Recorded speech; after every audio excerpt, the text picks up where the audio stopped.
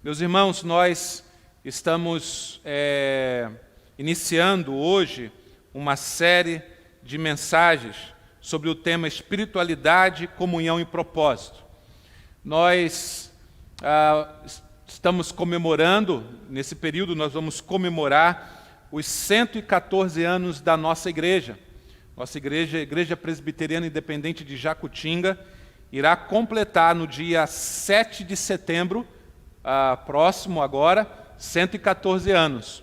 E nós vamos comemorar esse o aniversário da nossa igreja, mais um ano de vida que Deus está dando a nós como igreja dele, no dia 12 de setembro.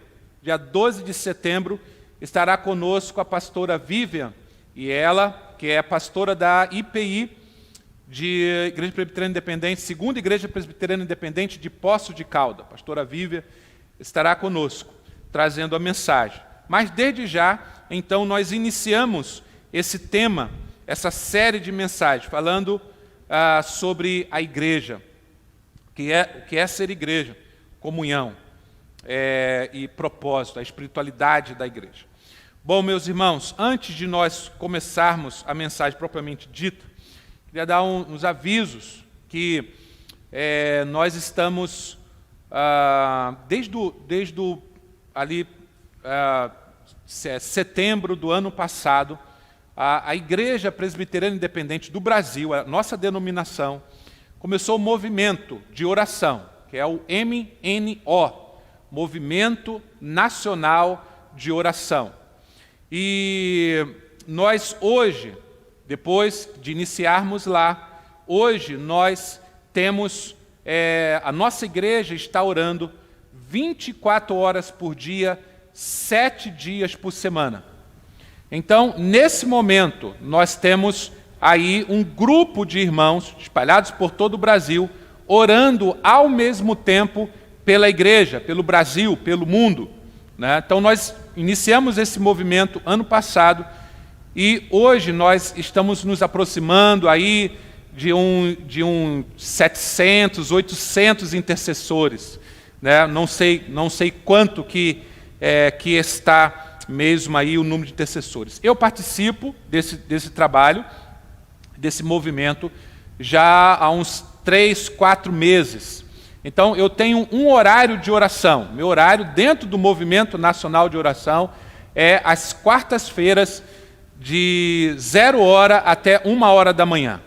Então, eu entro nesse período de oração 5 minutos antes da meia-noite e termino 5 minutos, 1 hora e 5. Então, eu faço um período de 70 minutos de oração. Não estou sozinho, porque sempre há alguém orando comigo, em alguma parte do Brasil, e nós estamos juntos orando com o mesmo propósito. Todos estão orando o mesmo propósito. Nós recebemos uma série de pedidos, de motivo de intercessão, e nós oramos especificamente por aqueles pedidos. Passamos 70 minutos orando, né, por aqueles pedidos. Quando nós estamos terminando o nosso tempo de oração, então está entrando um outro grupo de oração. E assim nós estamos, como eu disse, 7 dias por dia, 7 dias por semana, 24 horas por dia em oração. Esse movimento muito bonito que começou na nossa igreja. E semana passada nós iniciamos uma torre, que nós chamamos de torre de oração. Uma torre no nosso presbitério. É todas as quintas-feiras. Novamente, de 0 hora até 11 horas, 0 hora de sexta-feira, né? O início de sexta-feira. Então, é uma torre específica para as igrejas do nosso presbitério. E todos os irmãos podem participar. Então, quando vou novamente colocar durante a semana o trabalho lá nos grupos da nossa igreja, ou se você não estiver em nenhum grupo grupo de WhatsApp da nossa igreja, você nos procure para que nós coloquemos o seu número lá e você participar juntamente conosco. É isso, 1 hora de oração por semana. E na quinta-feira, então, nós temos a torre do nosso presbitério. Aqui no nosso presbitério nós temos 16 igrejas, mais algumas congregações, e então todos têm participado. Iniciamos essa torre quinta-feira passada, agora, e nós conseguimos 60 intercessores, já conseguimos completar o dia inteiro, né? Mas nós precisamos de mais intercessores, porque precisamos de mais gente nos horários, nas horas, para que não cesse o tempo de oração também desta torre. Um outro aviso, então nos procure se você tem esse desejo de se tornar um intercessor, está orando pela igreja, 70 minutos por semana, né? Você nos procure para nós damos melhores explicação de como você pode participar disso, desse movimento. Nós estamos no período de eleição também, eleição a diáconos. Nós vamos eleger 8 diáconos, né? Nós temos aí alguns irmãos que estão terminando os seus mandatos agora e nós precisamos fazer uma nova eleição. Então, na porta da igreja, você tem uma lista, você assina a lista, recebe uma cédula para você indicar 8 nomes, né? Até o dia 19 de setembro. E no dia 3 de outubro, nós teremos então a eleição, né? Que nós vamos fazer desses 8 diáconos ou diaconisas, né? Muito bem, irmãos, esses são os avisos, além das programações durante a semana, culto quarta-feira, ali no Salão Social, às 7h30. E também a Sexta Team, que é o trabalho com adolescente, na sexta-feira, às 7 horas da noite. Tá bom? Quarta-feira, 7h30, 19h30. Sexta-feira, para os adolescentes, a partir dos 13 anos de idade, também o trabalho para adolescente às 19 horas, na sexta-feira. E nesse momento, como todos os irmãos sabem, nós estamos com o trabalho, com os pré-adolescentes, lá no Salão Social, e também o trabalho com crianças. E para quem ainda não sabe, nós estamos em 2 horários de culto no domingo, às 10 horas da manhã e agora às 18 horas. Então, um grupo vem de manhã e um grupo vem agora à noite, né? Muito bom, meus irmãos. Nós então vamos trabalhar esse tema: espiritualidade, comunhão e propósito. E falarmos sobre a igreja, né? O que é ser igreja, né?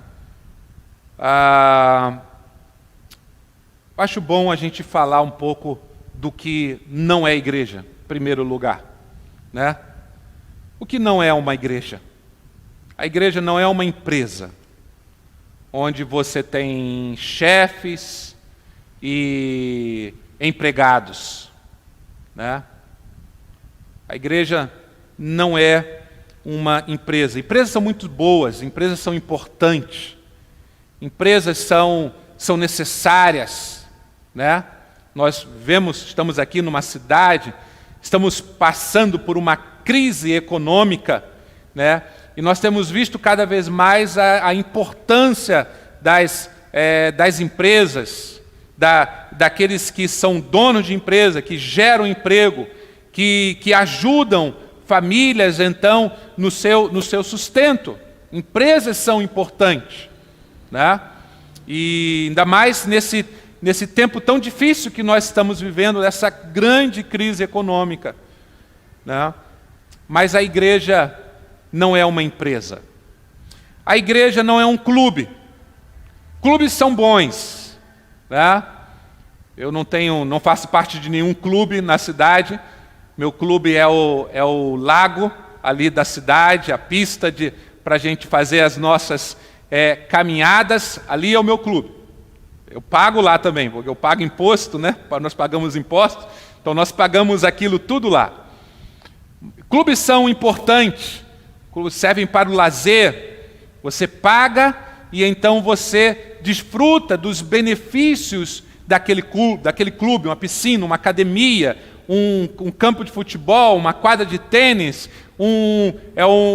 Ali você encontra pessoas e isto é muito bom. né? Mas a igreja não é um clube. Não é um local onde nós pagamos uma cota e então viemos aqui para desfrutar dos benefícios do clube que nós então nos associamos. Igreja não é o clube. Igreja não é uma ONG, né? As ONGs são importantes? São. É lógico que nós temos muitas ONGs e isso ficou bem patente aí nos últimos anos. ONGs que eram organizadas apenas para aqueles que organizaram essas ONGs se beneficiar das próprias ONGs, do dinheiro que recebiam. Mas ONGs são importantes. Não estou falando dessas. Estou falando de ONGs realmente sérias, que estão em nosso país e que, de alguma maneira, captam recursos e ajudam a pessoas, seja na área da educação, seja na área social, seja na área da saúde, de formação de meninos e meninas. ONGs são importantes, mas a igreja não é uma ONG. A igreja não é uma ONG. O que é a igreja, então? A igreja é uma comunidade de fé em missão no mundo. A igreja é o povo de Deus em missão no mundo. Onde começou a igreja? A igreja começa no Antigo Testamento, no chamado de Abraão. Deus então chama um homem da terra do Ur dos Caldeus, e aquele homem não conhecia o Deus verdadeiro, ele era um idólatra, vivia numa terra muito idólatra, no meio de um povo em que cultuava muitos deuses, e o Deus verdadeiro, o Deus único e verdadeiro, se apresenta para ele e diz: Abrão, vou fazer de você uma grande nação. A partir de você, Abraão, eu formarei o meu povo. E então Abraão ouve a voz de Deus e obedece. Deus diz para ele: vai para uma terra que eu vou te mostrar. Abraão então vai com sua esposa. E então nós temos, a partir de Gênesis capítulo 12, o desenrolar dessa história, a história do povo de Deus, a formação do povo de Deus. O povo que Deus formou para si mesmo. É ali que começa a história da igreja. O que é a igreja? É povo de Deus. Agora é o povo de Deus em missão no mundo. Nós temos uma missão dada pelo próprio Deus. Nós temos uma missão, um objetivo, e no cumprimento dessa missão, nós temos uma maneira de viver, uma forma de viver, que vai dia a dia sendo transformado pela ação poderosa do Espírito Santo. E Deus então vai nos mostrando, dia após dia, quem nós somos e o que devemos fazer aqui neste mundo. Somos o povo de Deus, a igreja é o povo de Deus, e um povo de Deus em missão. Até que cada um de nós temos em mente isto com clareza, que não estamos neste mundo a passeio, que a vida aqui não é uma viagem de turismo. Eu gosto muito de viajar.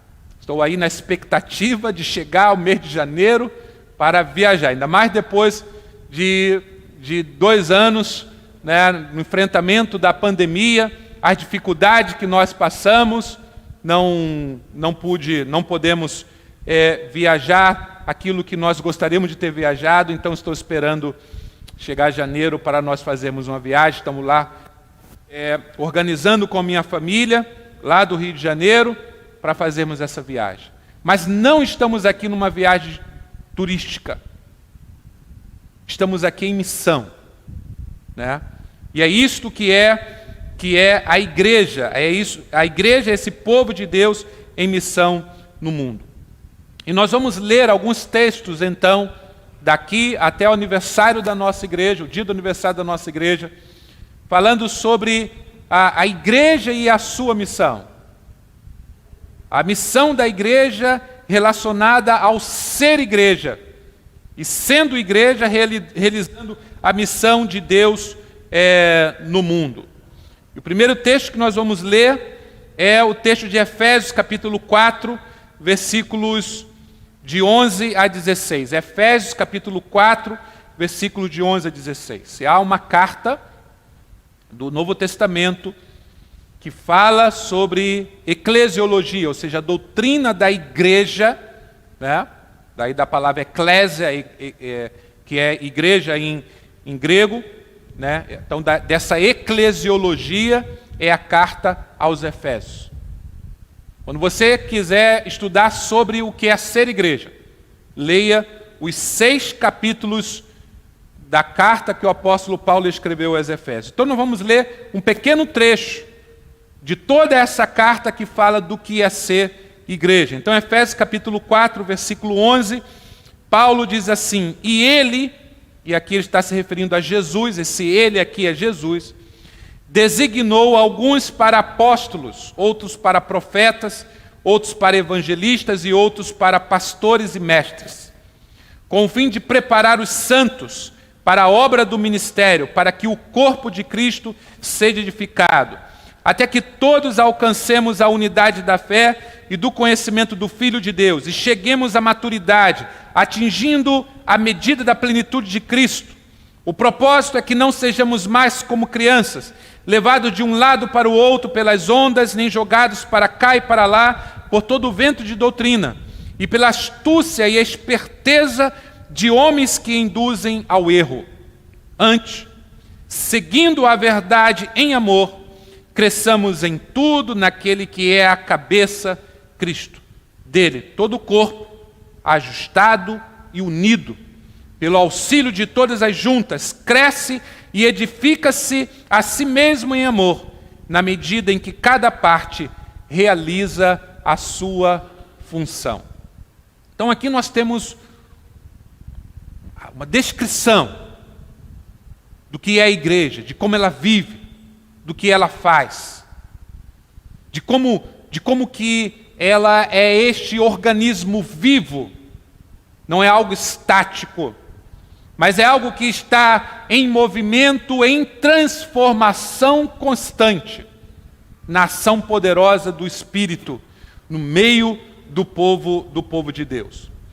O versículo 11 nos fala de que Deus, de que Jesus, por que eu estou frisando o que é Jesus aqui no versículo 11? Ele que está designando essas pessoas.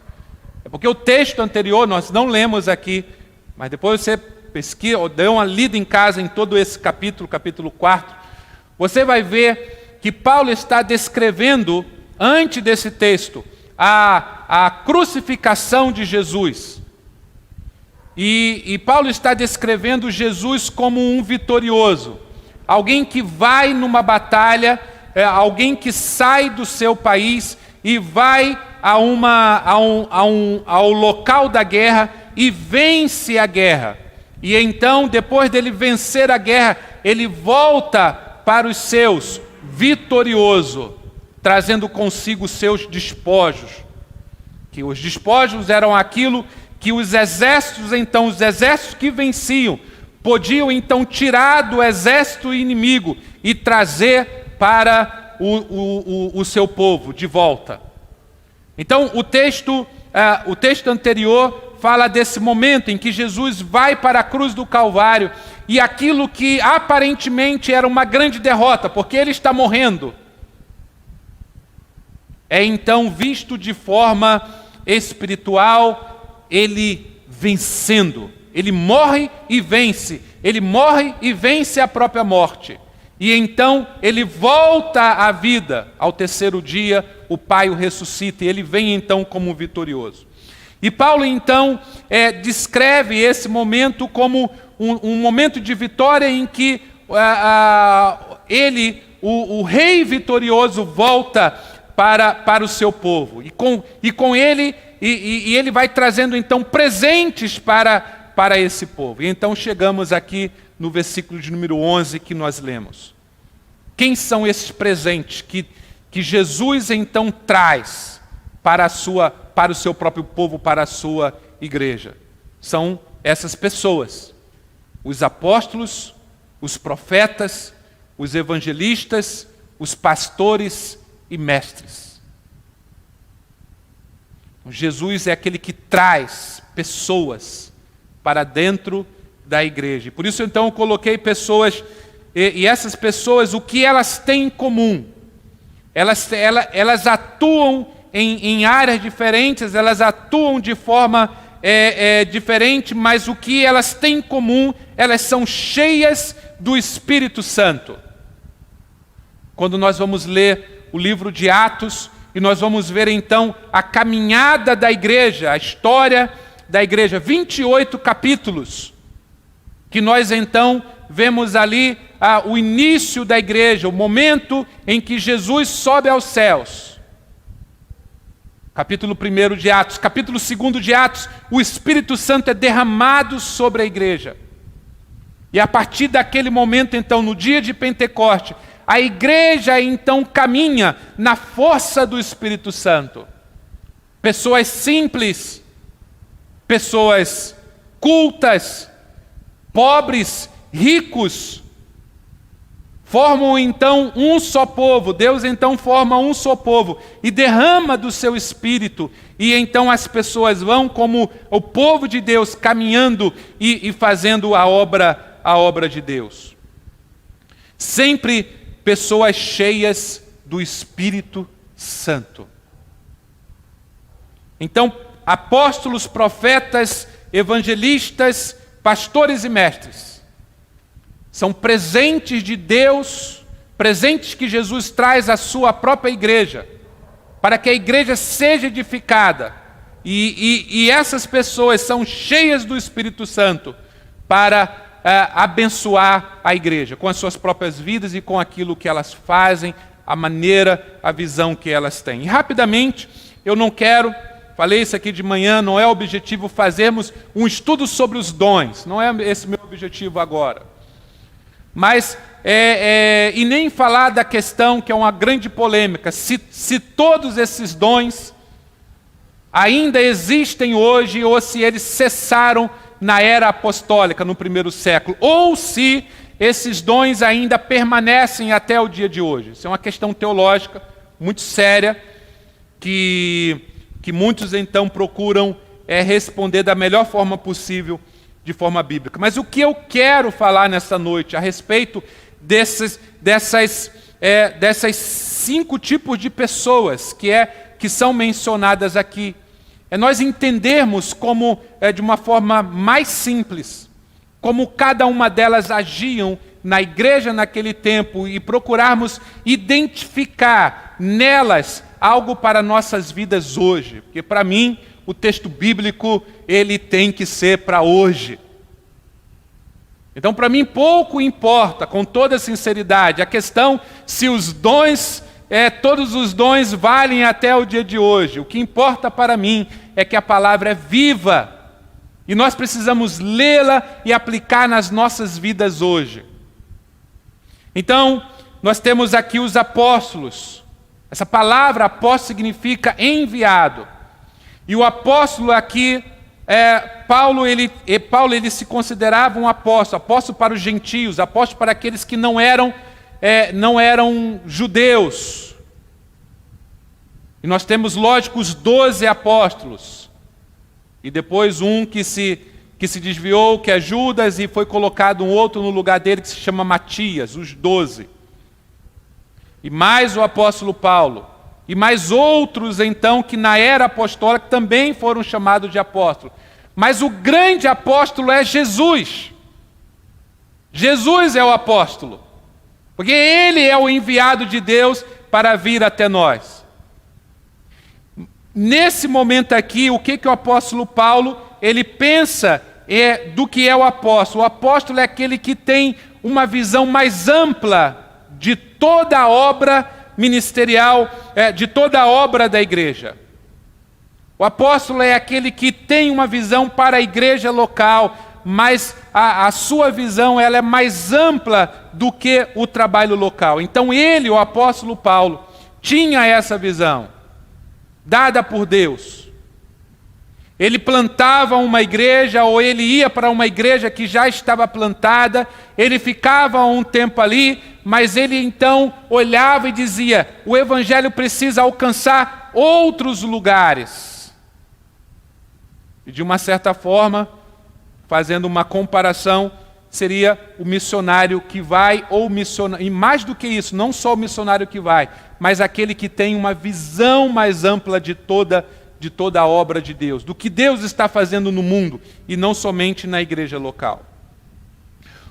Os profetas, quem são os profetas? Eu estava participando de uma palestra ontem com o pastor Casso, que é da Primeira Igreja Presbiteriana Independente de Campinas. E a palestra era sobre espiritualidade para revitalizar. A revitalização da igreja a partir da espiritualidade, das disciplinas espirituais. E ele disse que, é uma frase, não é dele, mas uma frase que ele ouviu, ele disse assim, não vale a pena ouvir alguém que não ouça a Deus. Não vale a pena ouvir alguém que não ouça a Deus. Quem é a igreja? A igreja é o povo que ouve a Deus. É o povo que ouve a Deus e fala o que Deus quer. Na igreja não pode haver espaço para achismos. Eu acho que é isso. Eu entendo isso. Eu penso dessa forma. A questão é o que Deus falou.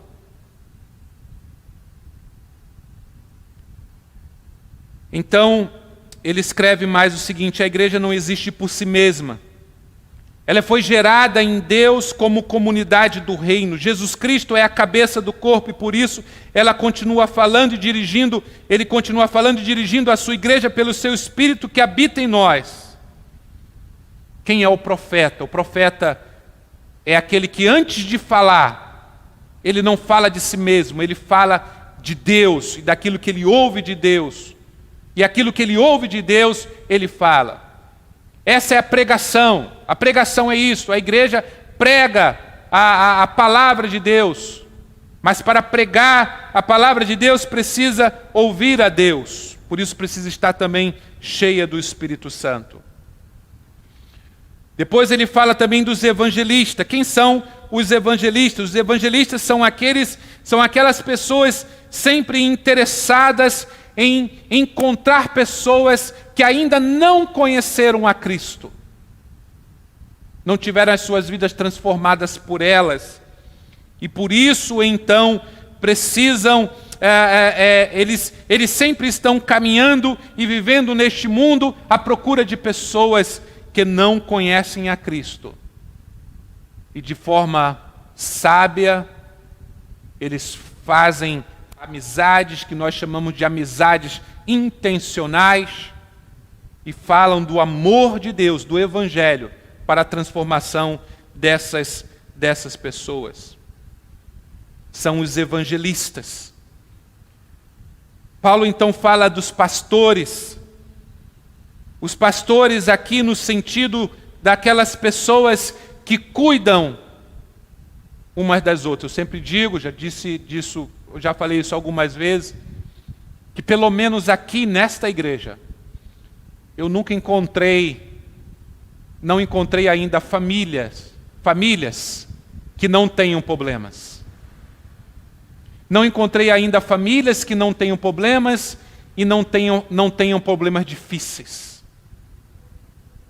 Não encontrei ainda famílias que não passam por dificuldades imensas, que a única forma de nós lidarmos com esses problemas é de joelhos, é se colocando em oração, é pedindo para Deus ter misericórdia e atuar e intervir e então trazer solução para as famílias. Não encontrei ainda nenhuma família que não tenha problemas difíceis aqui. O que nós precisamos? Precisamos de pastores, pessoas que cuidam pessoas que cuidam das outras pessoas, pessoas que estão prontas para ouvir. O profeta ouve a Deus e fala de Deus. O pastor é aquele que ouve o irmão, a irmã, a dificuldade, a luta, e fala dessas pessoas para Deus. São os pastores. E por último, o apóstolo Paulo fala dos mestres. Quem são os mestres? Os mestres aqui não são pessoas intelectuais, teólogos, que a teologia é muito boa, os teólogos são muito importantes, mas quando Paulo fala de mestre aqui, Paulo está falando de pessoas que ensinam com a vida, que mostram para as outras pessoas referências, e como nós precisamos de referência, e como que nós precisamos de conselhos sábios em relação à vida. Sabedoria em aconselhamentos e firmeza na palavra, sendo transmitido para outras pessoas. Bom, meus irmãos, esses são, de uma certa forma, Paulo aqui não está só falando, ele não está falando de dons especificamente, mas ele está olhando para a igreja e ele vê a igreja atuando nessas 5 esferas. Uma visão mais ampla de tudo. Pessoas que estão em constante conexão com Deus, ouvindo a Deus e falando do que Deus quer. Pessoas que estão caminhando e sempre encontrando outras pessoas que ainda não conhecem a Cristo.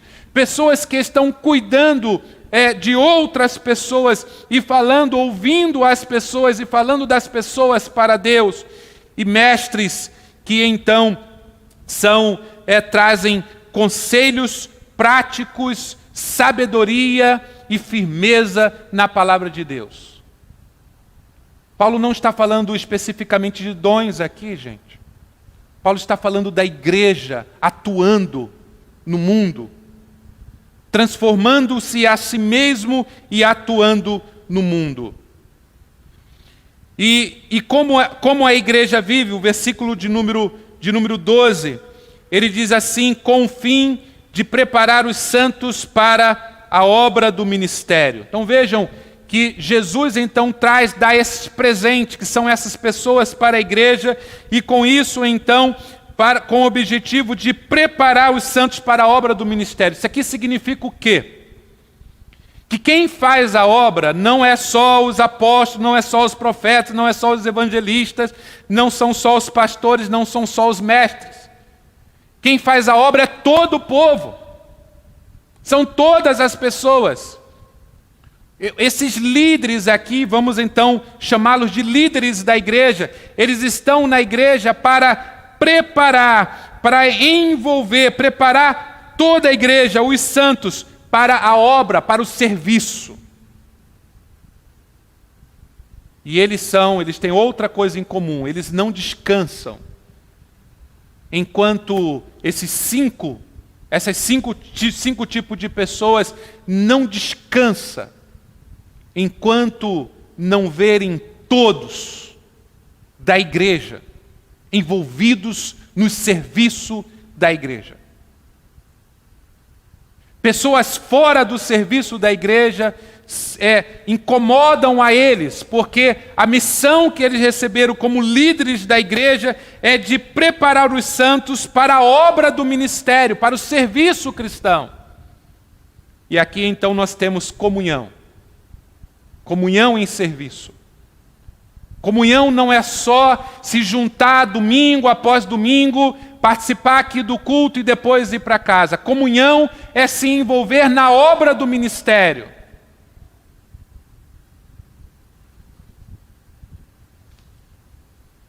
E ele segue dizendo, falando do propósito. Propósito é o quê? Ainda o versículo 12, ele diz, para que todo o corpo de Cristo, aqui a figura da igreja, corpo de Cristo, todo o corpo seja edificado.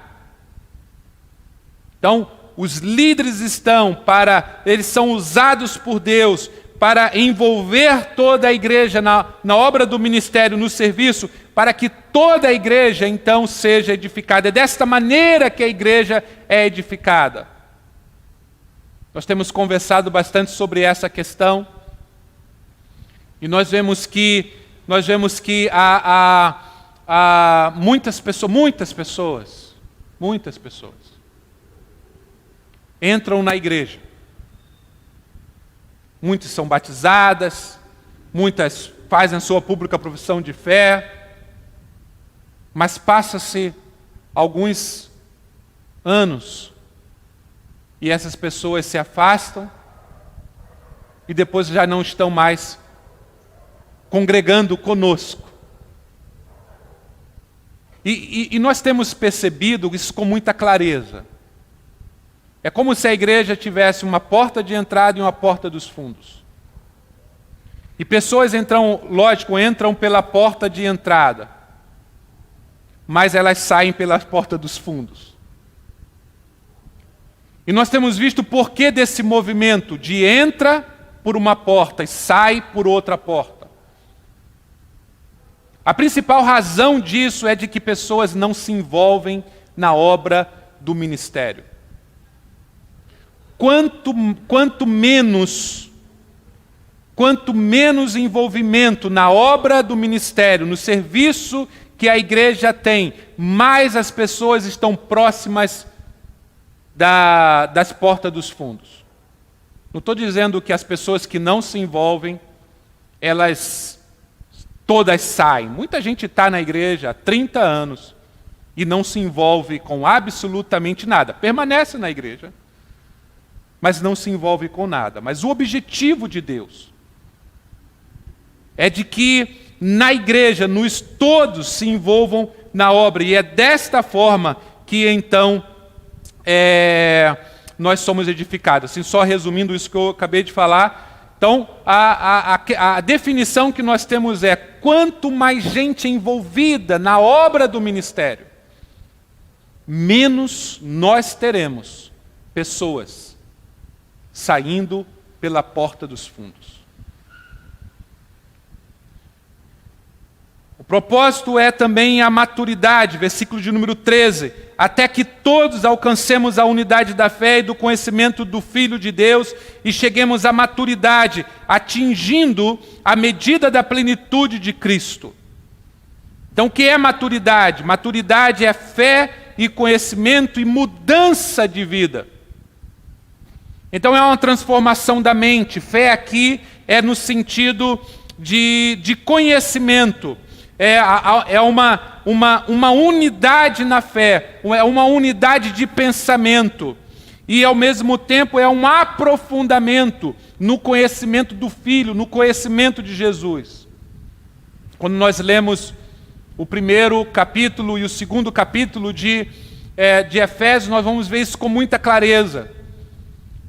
O apóstolo Paulo orando, e por 2 vezes ele diz que se coloca de joelhos, ele se coloca de joelhos pela igreja, orando pela igreja, para que a igreja se aprofunde, para que os crentes sejam profundos, para que os crentes tenham experiência, para que os crentes entendam qual é a profundidade, a largura, a altura, a intensidade do amor de Deus revelado em Cristo Jesus. Profundidade, não vida rasa, mas vida profunda em espiritualidade, conhecimento pleno do Filho Jesus. E aí ele diz, até que cheguemos à maturidade, atingindo a medida da plenitude de Cristo. Olha o alvo, irmãos, é Jesus. O alvo não sou eu. Né? Ser igual a mim é muito fácil. Né? Não tenho lá tantas qualidades assim. O que tenho, possivelmente, certamente, é o que Deus está fazendo na minha vida. Não tenho. Mas Ele está dizendo que olhem para Jesus nesse sentido. Olhem para Ele. Ele é o alvo. É cada vez ser mais parecido com Ele. Então é transformação. Transformação diária. A maturidade. E aí, no versículo 14 e 15, parte do versículo 15, então ele fala de convicção e compaixão, verdade em amor. Ele diz, o propósito é que não sejamos mais como criança, levado de um lado para o outro pelas ondas, nem jogados para cá e para lá, por todo o vento de doutrina e pela astúcia e esperteza de homens que induzem ao erro. Só vou fazer um parênteses aqui. Paulo não está falando aqui de amadores. Paulo não está falando de homens que induzem ao erro os crentes. Ele não está falando de amadores, ele está falando de gente, podemos dizer, profissional. Gente capacitada, gente instruída, gente com astúcia e esperteza, que estão no mundo, nesse momento, atuando poderosamente neste mundo, para desviar da verdade aqueles que já conhecem a palavra de Deus. Agora olha que interessante, Paulo está dizendo que pode haver crentes sendo lançados de lá para cá, de cá para lá, o tempo todo, indo para todo lugar, sem uma firmeza, sem uma firmeza doutrinária. Ah, vou ali tem uma novidade, vou lá. Ali tem outra novidade, vou lá. Ah, ali tem uma outra coisa interessante, vou lá. E ficam... E assim vivem a sua vida. Então, Paulo diz que nós precisamos ter essa profundidade no conhecimento para que não sejamos mais crianças e não sejamos mais lançados pelas ondas que nós temos, já naquele tempo e hoje bem mais. E aí ele diz como que nós devemos viver em verdade, em amor. Verdade em amor. Verdade, conhecer a palavra, se aprofundar na palavra, mas viver esta vida em amor. Quanto que nós estamos precisando nos dias de hoje, irmãos?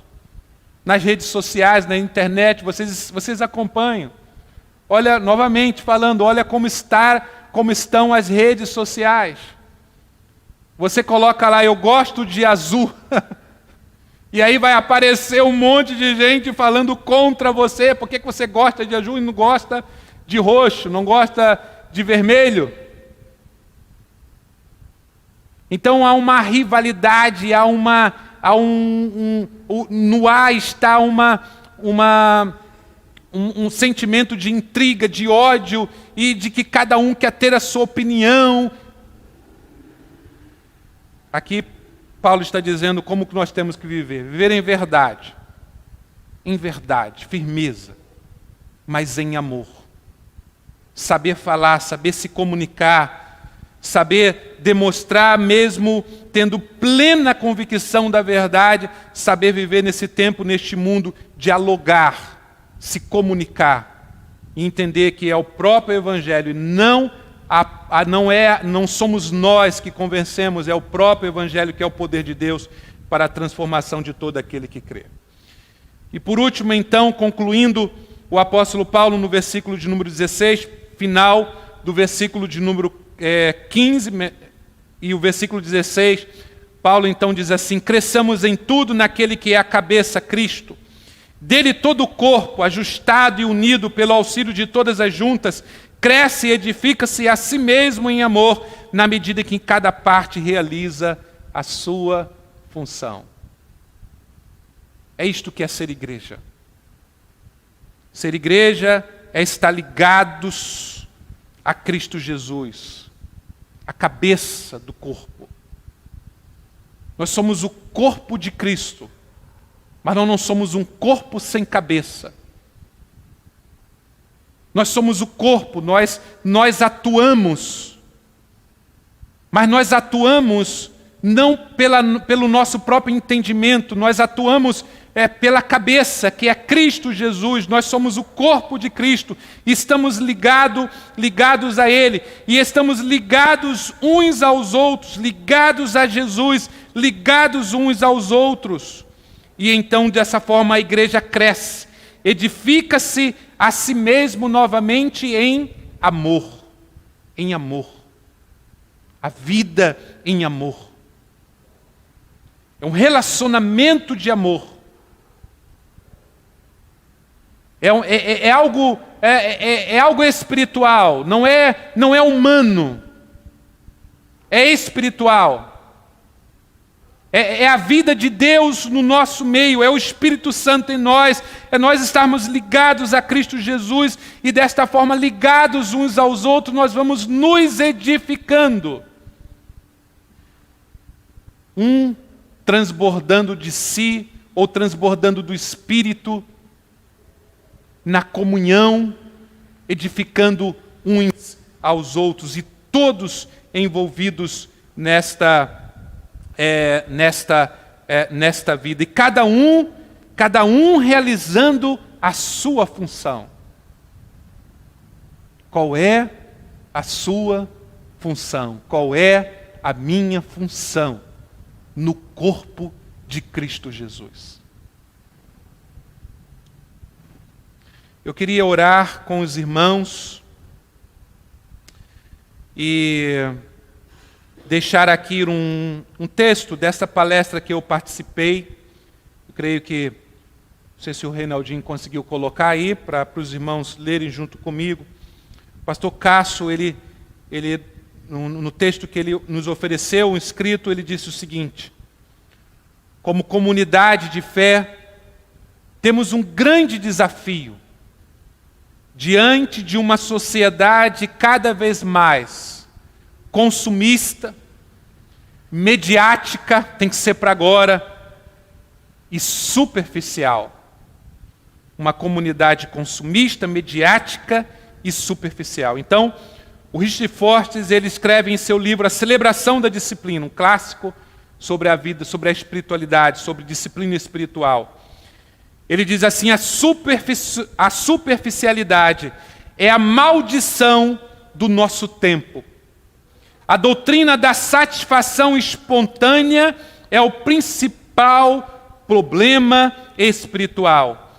A necessidade desesperada hoje não é de um número maior de pessoas inteligentes, nem de pessoas talentosas, mas de pessoas com profundidade. Por isso, precisamos em nossas comunidades de fé, líderes que trilham um caminho em busca da maturidade espiritual, para que sejam modelos de fé, pais espirituais, e descrevam em suas vidas o estilo de vida de Jesus e a vivência do reino de Deus. Vamos orar, irmãos?